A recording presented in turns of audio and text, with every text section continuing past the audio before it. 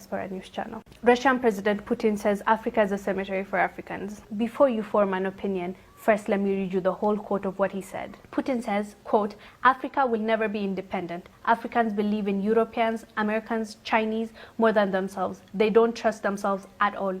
A white man will commit crime in Africa, but no action will be taken because Africa authorities view us as semi-gods. Far from the truth, a black man can be abducted in Europe, get harassed, or even killed, but no African authority will question. Africans present themselves as weak people with no hope, especially when dealing with Europeans and Americans. They are their own enemies. They hate each other, and that gives their colonial masters power to continue exploiting African resources. When an African becomes rich, his bank accounts are in Switzerland. He travels to France for medical treatment. He invests in Germany. He buys from Dubai. He consumes Chinese. He prays in Rome and Mecca. His children stay in Europe. He travels to Canada, USA, Europe for tourism. If he dies, he will be buried in his native country of Africa. Africa is just a cemetery for Africans. How could a cemetery be developed?" Putin asks. That's how it felt, really, hearing this from him. But let's be honest, let's have a real conversation.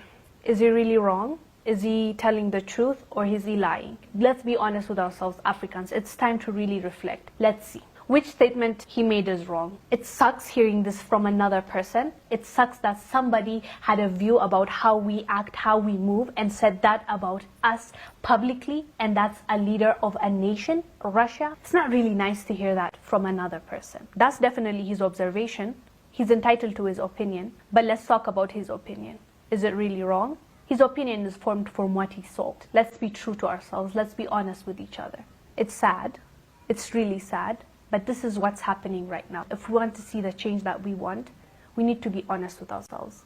We need to see the truth. We need to reflect, and we need to change what needs to be changed. From what Putin said, most of it is right.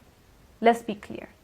Our leaders see the white man as semi-gods. He said it. He even said, it's not true, but you guys think we're gods. How awful is that to hear? They know their power.